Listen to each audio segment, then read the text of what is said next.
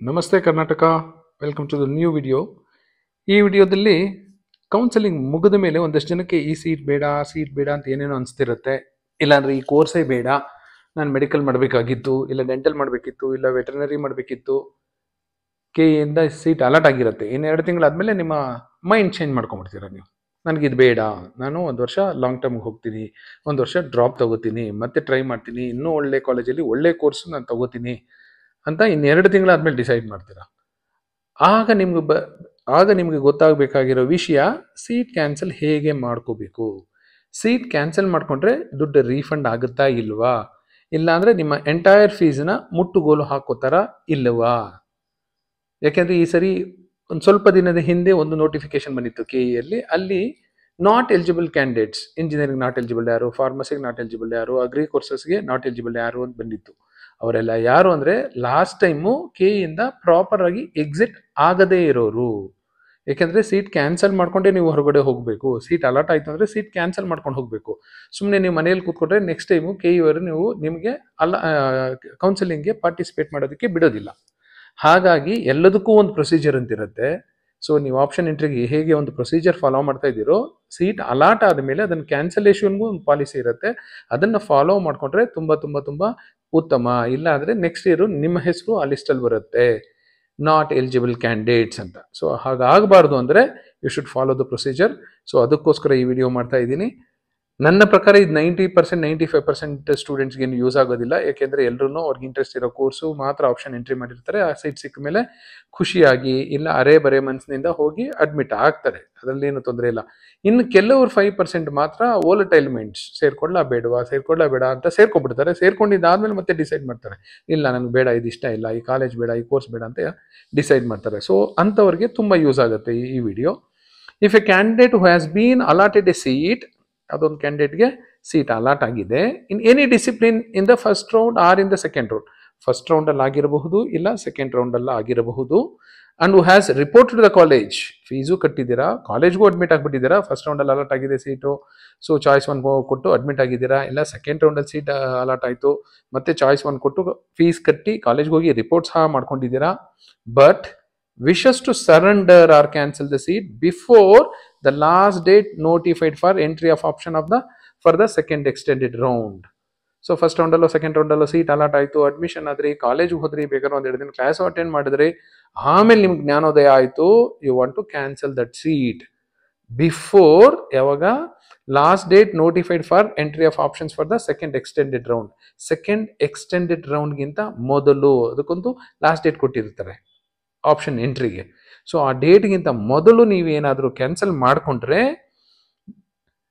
5,000 ರೂಪಾಯಿ executive director of KE ಅವರು deduct ಮಾಡ್ಕೋತಾರೆ. ಆಮೇಲೆ ನಿಮಗೆ ರಿಮೈನಿಂಗ್ ಫೀಸು ರೀಫಂಡ್ ಮಾಡ್ತಾರೆ. ಆ ರೀಫಂಡ್ ಇಮಿಡಿಯೇಟ್ ಆಗಿ ಏನೂ ಬರೋದಿಲ್ಲ, ಕಂಪ್ಲೀಟ್ KE ಕೌನ್ಸಿಲಿಂಗ್ ಪ್ರೊಸೀಜರ್ ಮುಗಿದ ಮೇಲೆ. ಸೊ ಇದು ನೆನಪಿರಲಿ ನಿಮಗೆ. ಸೊ 5,000 ರೂಪೀಸ್ ಮಾತ್ರ ಡಿಡಕ್ಟ್ ಮಾಡ್ತಾರೆ ಯಾವಾಗ ಸೆಕೆಂಡ್ ಎಕ್ಸ್ಟೆಂಡೆಡ್ ರೌಂಡ್ಗಿಂತ ಮೊದಲು ನೀವು ಸೀಟ್ ಸರೆಂಡರ್ ಮಾಡಿದರೆ.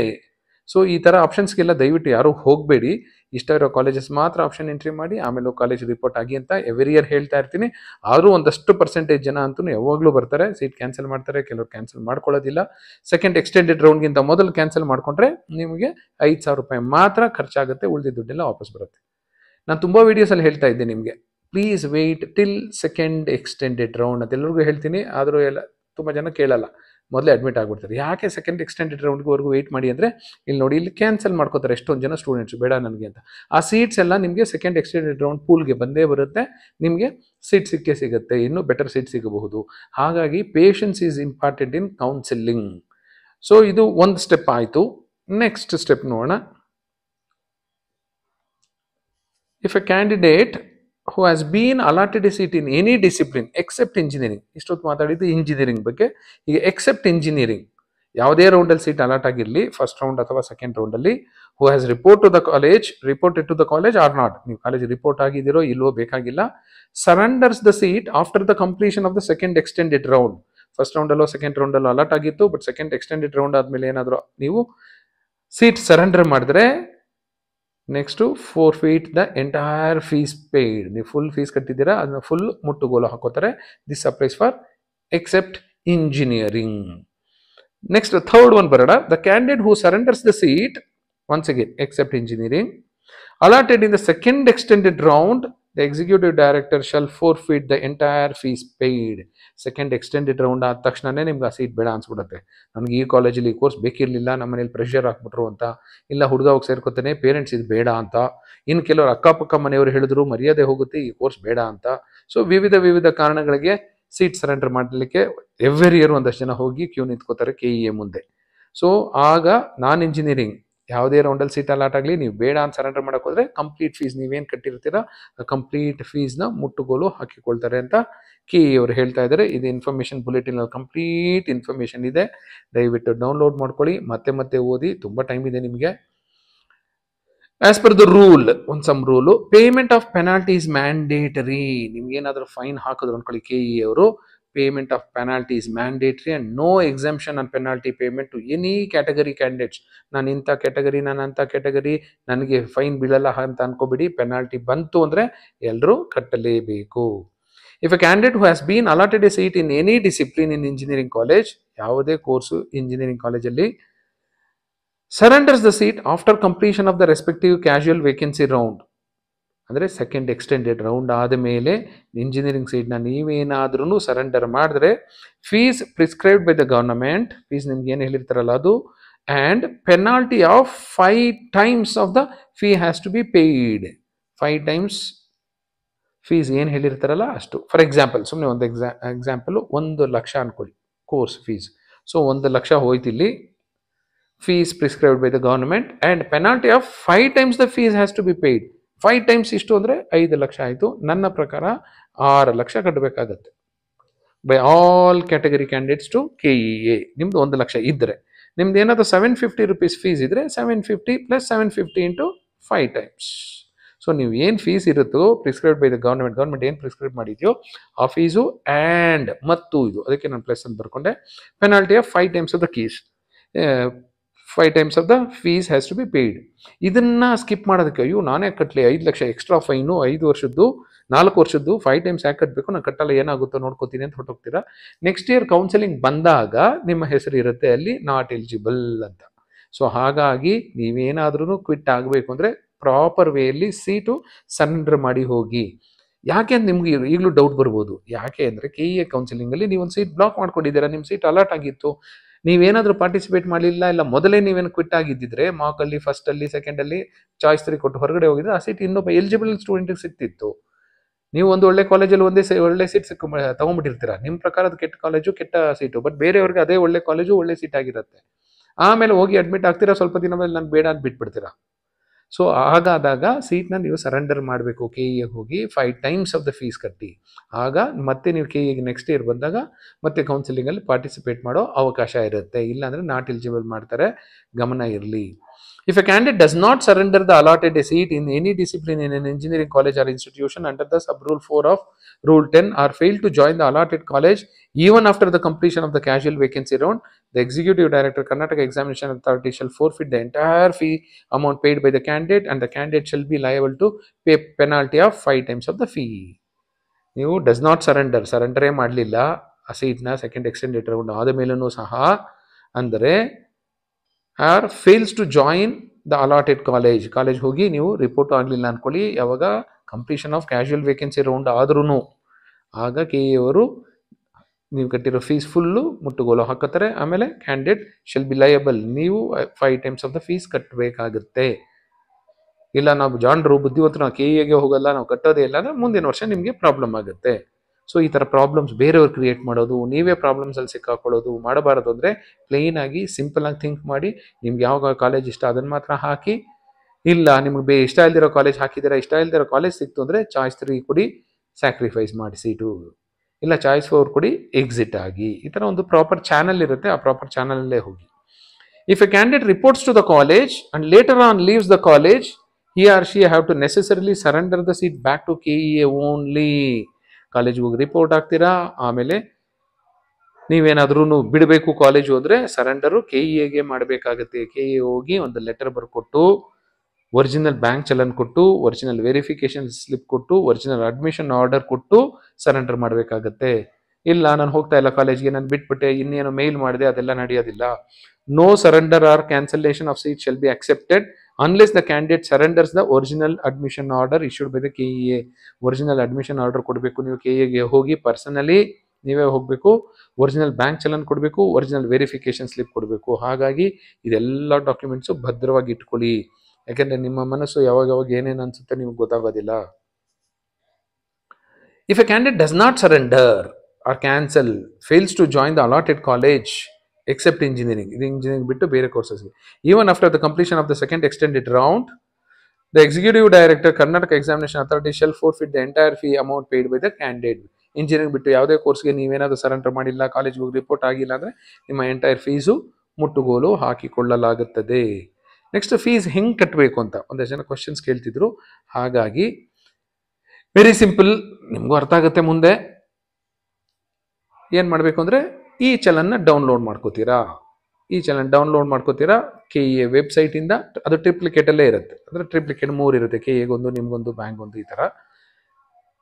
ನೆಕ್ಸ್ಟು ಅವರು ಮೆನ್ಷನ್ ಮಾಡಿರ್ತಾರೆ ಕಾಲೇಜ್ ಅಲ್ಲಿ KEA ವೆಬ್ಸೈಟಲ್ಲಿ ಒಂದಷ್ಟು ಕಾಲೇಜುಗಳು ಮೆನ್ಷನ್ ಮಾಡಿರ್ತಾರೆ, ಒಂದಷ್ಟು ಬ್ಯಾಂಕ್ಸ್ ಮೆನ್ಷನ್ ಮಾಡಿರ್ತಾರೆ.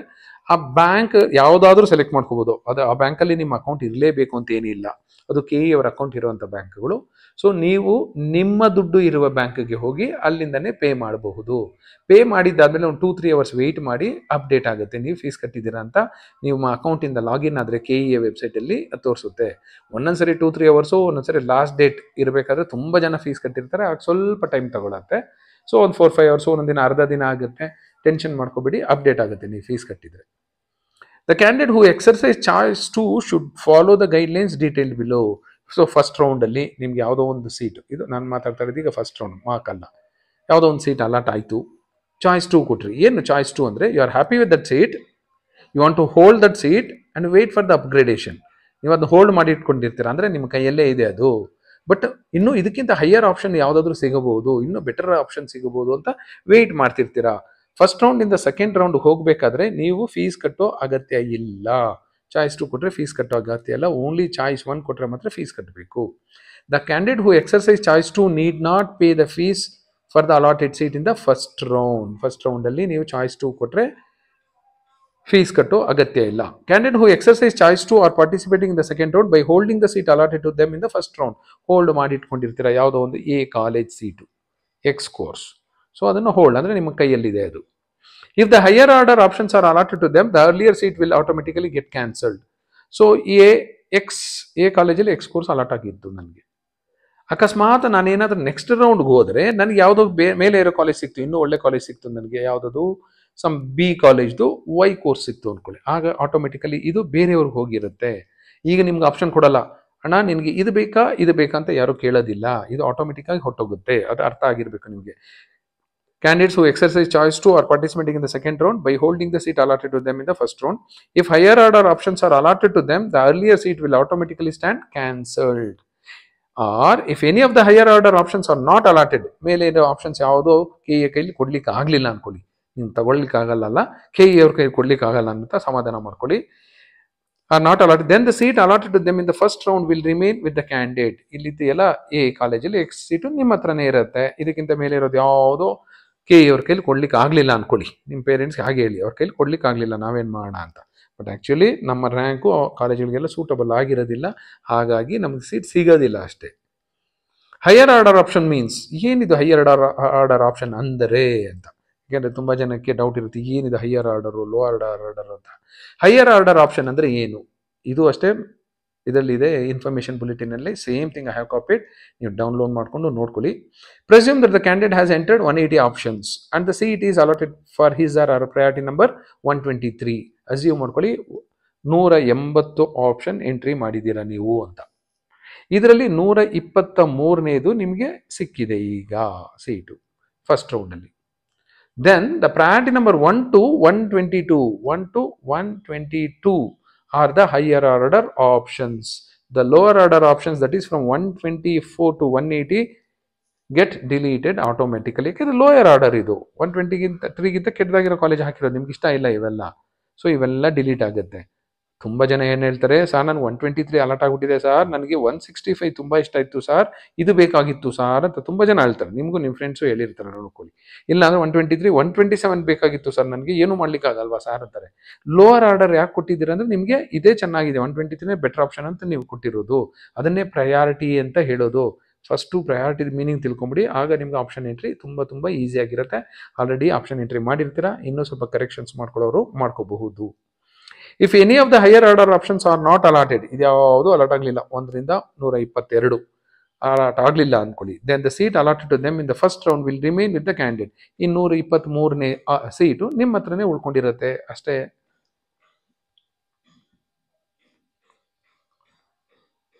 ನೆಕ್ಸ್ಟ್ ಇನ್ನೊಂದಷ್ಟು ಮೊದಲು ಒಂದು ಆಪ್ಷನ್ ಇತ್ತು. ಏನು ಆಪ್ಷನ್ ಅದು ಅಂದರೆ ಮ್ಯೂಚುವಲ್ ಟ್ರಾನ್ಸ್ಫರ್ಸ್ ಆಗೋದು. KEಯಲ್ಲೇ ಮುಂದೆ ಒಂದು ಪೋಸ್ಟ್ ಹಾಕ್ಬಿಟ್ಟಿರೋರು, ನಾನು ಇಂಥ ಕಾಲೇಜಲ್ಲಿ ಅಡ್ಮಿಟ್ ಆಗಿದ್ದೀನಿ, ಯಾರಾದರೂ ಇಂಟ್ರೆಸ್ಟೆಡ್ ಇದ್ದರೆ ಅಂತ ಒಂದು ಫೋನ್ ನಂಬರ್ ಬರೆಯೋರು, ಎಕ್ಸ್ಚೇಂಜ್ ಮಾಡ್ಕೊಳ್ಳೋಣ ಬನ್ನಿ ಅಂತ.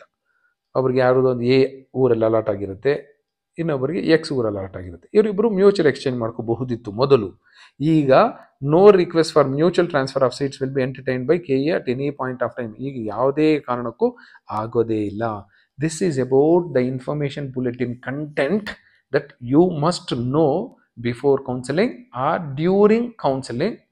ದಯವಿಟ್ಟು ಇದು ಕ್ಯಾನ್ಸಲೇಷನು ಸರೆಂಡರ್ಗೆ ಯಾರು ಹೋಗ್ಬಿಡಿ ಅನ್ನೋದೇ ನನ್ನ ಸಜೆಷನ್ನು. ಇಲ್ಲ ಅಂದರೆ ನೀವು ಆಪ್ಷನ್ ಎಂಟ್ರಿಗೆ ಹೋಗ್ಬಿಡಿ, ಸುಮ್ಮನೆ ಆಟ ಆಡೋದಕ್ಕಿಂತ ಆಪ್ಷನ್ ಎಂಟ್ರಿಗೆ ಹೋಗೋದು, ಸೀಟ್ ಅಲಾಟ್ ಆಗ್ಬಿಡೋದು, ನೀವು ಯಾವುದೋ ಒಂದು ಚಾಯ್ಸ್ ಕೊಡೋದು, ತಪ್ಪಾಯಿತು ಅನ್ನೋದು. ಈಗಲೂ ತುಂಬ ಜನ ಹೇಳ್ತಿರ್ತೀರಾ ಬ್ಯಾಂಕ್ ಅಕೌಂಟ್ ನಂಬರ್ ತಪ್ಪು ಮಾಡಿದ್ದೀನಿ ಅದು ಇದು ಅಂತ. ತುಂಬ ಟೈಮ್ ಇರುತ್ತೆ, ಟೇಕ್ ಯುವರ್ ಓನ್ ಟೈಮ್. ತುಂಬ ಭಯಪಟ್ಟು ಮಾಡೋಗತ್ತೆ ಎಲ್ಲ, ಸ್ವಲ್ಪ ಕೇರ್ ತೊಗೊಂಡು ನೀಟಾಗಿ ಎಂಟ್ರಿ ಮಾಡಿ ಅನ್ನೋದು ನನ್ನ ಸಲಹೆ. ಸೊ ಇಷ್ಟೊತ್ತು ಹೇಳಿದ್ದು ಟೆಕ್ನಿಕಲ್ ಕಂಟೆಂಟ್. ಈಗ ಹೇಳಲಿಕ್ಕೆ ಹೊರಟಿರೋದು ಒಂದು ಕಾಮನ್ ಸೆನ್ಸ್ ಕಂಟೆಂಟು. ನನ್ನ ಪ್ರಕಾರ ಇದು ಲೈಫ್ ಲಾಂಗ್ ಲರ್ನಿಂಗ್, ನಿಮ್ಮ ಲೈಫ್ ಸ್ಕಿಲ್ಸ್, ಇದು ಲೈಫಲ್ಲಿ ಬೇಕಾಗಿರೋಂಥ ಸ್ಕಿಲ್ಸ್. ಇಂಟೆಲಿಜೆನ್ಸು, ನಾಲೆಡ್ಜು, ಎಲ್ಲೋ ಸ್ಕೂಲ್ಗೆ ಹೋಗಿ ಯೂನಿವರ್ಸಿಟಿಗೆ ಹೋಗಿ ಎಕ್ಸಾಮ್ ಬರೆದು ಪಾಸ್ ಆಗ್ತೀರಾ. ಈಗ ನಾನು ಹೇಳಲಿಕ್ಕೆ ಹೊರಟಿರೋದು ಸ್ವಲ್ಪ ಜನಗಳಿಗೆ ಬೇಕಾಗಿರೋದು, ಸ್ಕೂಲಲ್ಲಿ ಇಲ್ಲದೇ ಇರೋದು, ಬಟ್ ನಾವೇ ತಿಳ್ಕೊಬೇಕಾಗಿರೋ ಸ್ಟೋರಿ. ಈ ಸ್ಟೋರಿನೂ ನಿಮ್ಗೆ ಗೊತ್ತಿರುತ್ತೆ. ಒಂದು ಸರಿ ಒಂದು ಫ್ಯಾಮಿಲಿ ಅಂದ್ಕೊಳ್ಳಿ, ಒಂದು ಫ್ಯಾಮಿಲಿ ಒಂದು ಮನೆಗೆ ಶಿಫ್ಟ್ ಆಗ್ತಾರೆ. ಶಿಫ್ಟ್ ಆದಮೇಲೆ ನೀಟಾಗಿ ಆ ವಿಂಡೋ ಹತ್ರ ನಿಂತ್ಕೊಂಡು ಪ್ರಕೃತಿ ಸೌಂದರ್ಯ ನೋಡ್ತಿರ್ತಾರೆ. ಆ ಗ್ಲಾಸಿಂದ ನೋಡಬೇಕಾದ್ರೆ ಪಕ್ಕದ ಮನೆ ಟೆರೇಸಲ್ಲಿ ಬಟ್ಟೆ ಒಣಗಾಕಿರ್ತಾರೆ. ಇವರಿಬ್ಬರು ಗಂಡ ಹೆಂಡತಿ ಏನಂತಾರೆ, ಏನಿದು ಕೊಳೆ ಆಗಿರೋ ಬಟ್ಟೆನ ಒಣಗಾಕಿದಾರಲ್ಲ ಅಂತ ಒಂದನೇ ದಿನ ಅನ್ಕೋತಾರೆ. ಮತ್ತೆ ಮಾರನೇ ದಿನ ಎದ್ದು ನೋಡ್ತಾರೆ, ಮತ್ತೆ ಕೊಳೆ ಆಗಿರೋ ಬಟ್ಟೆನೇ ಒಣಗಾಕಿರ್ತಾರೆ. 3rd day 4th day 5th day, ಒಂದು ವಾರ ಎಲ್ಲ ಆಗುತ್ತೆ. ಯಾರು ಪಕ್ಕದ ಮನೆಯವರು ಹುಚ್ಚರು, ಕೊಳೆ ಬಟ್ಟೆನ ಯಾರಾದರೂ ಒಣಗಾಕ್ತಾರಾ? ಕೊಳೆ ಬಟ್ಟೆನ ವಾಶ್ ಮಾಡಿ ಕ್ಲೀನ್ ಮಾಡಿ ಆಮೇಲೆ ತಾನೇ ಒಣಗಾಕಬೇಕು, ಬಟ್ಟೆ ಒಗೆದಾದ ಮೇಲೆ ಒಣಗಾಕಬೇಕು. ಇವ್ರು ಕೊಳೆ ಇರೋ ಬಟ್ಟೆನೇ ಒಣಗಾಕಿದ್ದಾರೆ ಅಂತ ಪಕ್ಕದ ಮನೆಯವ್ರು ಬೈಕೋತಾ ಇರ್ತಾರೆ ಯಾವಾಗ್ಲೂ. ನಾವು ಬೈಕೊಳಲ್ವಾ? ದೇಶ ಸರಿ ಇಲ್ಲ, ರಾಜ್ಯ ಸರಿ ಇಲ್ಲ, ಯೂನಿವರ್ಸಿಟಿ ಸರಿ ಇಲ್ಲ, ಕಾಲೇಜ್ ಸರಿ ಇಲ್ಲ, ಪೇರೆಂಟ್ಸ್ ಸರಿ ಇಲ್ಲ, ಮಕ್ಕಳು ಸರಿ ಇಲ್ಲ, ಪಕ್ಕದ ಮನೆಯವ್ರು ಸರಿ ಇಲ್ಲ, ಎದುರು ಮನೆಯವ್ರು ಸರಿ ಇಲ್ಲ, ಯಾರೂ ಸರಿ ಇಲ್ಲ ಅನ್ಕೋತಾ ಇರ್ತೀವಲ್ಲ, ಆ ಥರ ಇವರು ಈ ಪಕ್ಕದ ಮನೆಯವ್ರು ಸರಿ ಇಲ್ಲ, ಕೊಳೆ ಆಗಿರೋ ಬಟ್ಟೆನ ಒಣಗಾಕಿದ್ದಾರೆ.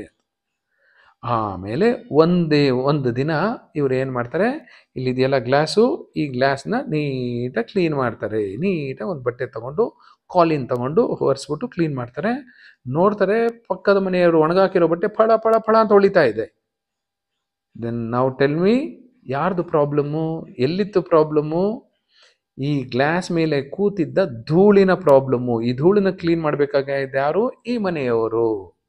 ಇವರು ಧೂಳು ಕೂತಿರೋ ಗ್ಲಾಸ್ ಮೂಲಕ ನೋಡಿದ್ದಕ್ಕೆ ಚೆನ್ನಾಗಿರೋ ಬಟ್ಟೆ, ಕ್ಲೀನಾಗಿರೋ ಬಟ್ಟೆ, ಫಳ ಅಂತ ಹೊಳಿತಾ ಇರೋ ಬಟ್ಟೆ ಗಲೀಜಾಗಿ ಕಾಣ್ತಿತ್ತು ಇವರಿಬ್ಬರಿಗೂ. ಇವರು ಪಕ್ಕದ ಮನೆಯವ್ರು ಬೈಕೋತಾ ಇದ್ರು, ದಡ್ರು ಇವರು, ಈಡಿಯಟ್ಸ್ ಇವರು, ಕೊಳೆ ಆಗಿರೋ ಬಟ್ಟೆನ ಒಣಗಾಕ್ತಾರೆ, ಯಾರಾದರೂ ವಾಶ್ ಮಾಡಿ ಹಾಕೋಕ್ಕಾಗಲ್ವಾ, ಏನು ಪೆದ್ಮುಂಡೆ ಇವು ಅಂತ. ಅಂದರೆ ನಾವು ಯಾರನ್ನಾದ್ರೂ ಅನಲೈಸ್ ಮಾಡ್ದಿದ್ದು ಮೊದಲು ನಮ್ಮ ಕಣ್ಣಿಗೆ ಬಿದ್ದಿರುವ ಪರದೆನ, ಇಲ್ಲ ಮನಸ್ಸಿಗೆ ಕೌದಿರುವ ಮಂಕನ್ನ ಕ್ಲೀನ್ ಮಾಡಿಕೊಂಡು ಆಮೇಲೆ ನೋಡಬೇಕು.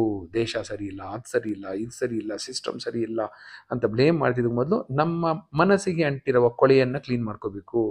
ನಮಗೆ ಕಣ್ಣಿಗೆ ಬಂದಿರೋ ಒಂದು ಪರದೆ, ಆ ಪರದೆ ಮೂಲಕ ನೋಡಿದಾಗ ಎಲ್ಲ ಕೆಟ್ಟದಾಗ ಕಾಣ್ತಾ ಇರತ್ತಲ್ಲ, ಅದನ್ನು ಕ್ಲೀನ್ ಮಾಡ್ಕೋಬೇಕು. ಸೊ ಇದು ಫಸ್ಟ್ ಪ್ರಯಾರಿಟಿ. ಸೊ ಇದನ್ನು ಆಗಾಗ ಕ್ಲೀನ್ ಮಾಡ್ಕೋತಾ ಇರಬೇಕು. ನೀವು ಅನ್ಕೋತಾ ಇರ್ತೀರಾ, ಯಾವಾಗಲೂ ಯಾಕೆ ಮೋಟಿವೇಶನಲ್ ಸ್ಟೋರಿ ಕೇಳಬೇಕು? ಅವತ್ತು 6 ತಿಂಗಳಿಂದ ಕೇಳಿದ್ನಲ್ಲ, 1 ವರ್ಷದಿಂದ ಕೇಳಿದ್ನಲ್ಲ, 2 ವರ್ಷದಿಂದ ಕೇಳಿದ್ನಲ್ಲ, ಏನು ಡೈಲಿ ಮೋಟಿವೇಶನಲ್ ಸ್ಟೋರಿ ಕೇಳೋಕ್ಕಾಗತ್ತಾ ಅಂತ. ಹೌದು, ಡೈಲಿ ಮೋಟಿವೇಶನಲ್ ಸ್ಟೋರೀಸ್ ಬೇಕೇ ಬೇಕು. ಯಾಕೆಂದರೆ ಡೈಲಿ TV ಆನ್ ಮಾಡಿ ಬರೀ ನೆಗೆಟಿವ್ ನ್ಯೂಸು, ಬರೀ ಕ್ರೈಮ್ ನ್ಯೂಸ್ ಬರುತ್ತೆ. ರೇಡಿಯೋ ಆನ್ ಮಾಡಿ ಅದಲ್ಲದೆ, ನ್ಯೂಸ್ ಪೇಪರಲ್ಲಿ ಆನ್ ಮಾಡಿ ಅದೇ, ವಾಟ್ಸಪ್ಪಲ್ಲಿ ವೀಡಿಯೋಸ್ ನೋಡಿ ಅದೇ ಬರ್ತಾ ಇರುತ್ತೆ, ಬರೀ ಕೆಟ್ಟದ್ದೇ ಬರ್ತಾ ಇರುತ್ತೆ. ಪಾಸಿಟಿವ್ ಮೆಸೇಜಸ್ ಕಡಿಮೆ ಇರುತ್ತೆ. ಹಾಗಾಗಿ ನಿಮಗೆ ಡೈಲಿ ಮೋಟಿವೇಶನಲ್ ಸ್ಟೋರೀಸ್ ಬೇಕು. ಈಗಲೂ ನೀವು ಅನ್ಕೋಬೋದು, ಯಾಕೆ ಡೈಲಿ ಬೇಕು, ನಾನು ತಿಂಗಳಿಗೆ ಒಂದ್ಸರಿ 6 ತಿಂಗಳಿಗೆ ಒಂದ್ಸರಿ ಬೇಕು ಅಂತೀರಾ. ಡೈಲಿ ಸ್ನಾನ ಮಾಡ್ತೀರಾ ನೀವು, ಡೈಲಿ ಟೂತ್ ಬ್ರಷ್ ಮಾಡ್ತೀರಾ, ಅಲ್ಲಿ ಬ್ರಷ್ ಮಾಡ್ತೀರಾ ತಾನೇ, ಡೈಲಿ ಬ್ರಷ್, ಬೆಳಗ್ಗೆ ಎದ್ದ ತಕ್ಷಣ ಬ್ರಷ್ ಮಾಡ್ತೀರಾ, ಸ್ನಾನ ಮಾಡ್ತೀರಾ, ಡೈಲಿ ಕ್ಲೀನ್ ಮಾಡ್ತೀರಲ್ವಾ. ದೇಹನ ಡೈಲಿ ಕ್ಲೀನ್ ಮಾಡಬೇಕಾದ್ರೆ ನಿಮ್ಮ ಮನಸ್ಸಿಗೂ ಅಷ್ಟೇ ಮೋಟಿವೇಶನಲ್ ಸ್ಟೋರಿ ಡೈಲಿ ಬೇಕು. ಇಲ್ಲ ಅಂದರೆ ಮನಸ್ಸಿನ ಮೇಲೆ ಧೂಳು ಕೂರ್ತಾ ಇರುತ್ತೆ. ಅದು ಕ್ಲೀನ್ ಆಗ್ತಾ ಇರಬೇಕು ಅಂದರೆ ಮೋಟಿವೇಶನ್ಸು ಡೈಲಿ ಬೇಕೇ ಬೇಕು. ಈಗಿರುವ ಲಾರ್ಜ್ ನೆಗೆಟಿವ್ ನ್ಯೂಸ್ ಬಗ್ಗೆ ಬರೀ ನೆಗೆಟಿವೇ ಬರೋದು, ಯಾವಾಗಲೂ ನೆಗೆಟಿವೇ. ಟಿ ವಿ ಆನ್ ಮಾಡಿ, ಈಗ ಬರೀ ನೆಗೆಟಿವ್.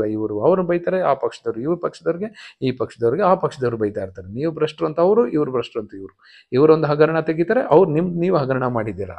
ಸೊ ಕೊನೆಯಲ್ಲಿ ನಿಮ್ಮ ಕನ್ಕ್ಲೂಷನ್ ನೀವೇ ಬರ್ಬೋದು, ಯಾರು ಭ್ರಷ್ಟರು ಯಾರು ಭ್ರಷ್ಟರಲ್ಲ ಅಂತ. ಸೊ ಈ ಥರ ಇರೋ ಸಿಚುಯೇಷನಲ್ಲಿ ಮೋಟಿವೇಶನಲ್ ಸ್ಟೋರಿ ದಿನಕ್ಕೆ 4 ಕೇಳಿದ್ರು ಏನು ತೊಂದರೆ ಇಲ್ಲ. All the best for your counselling. Thank you.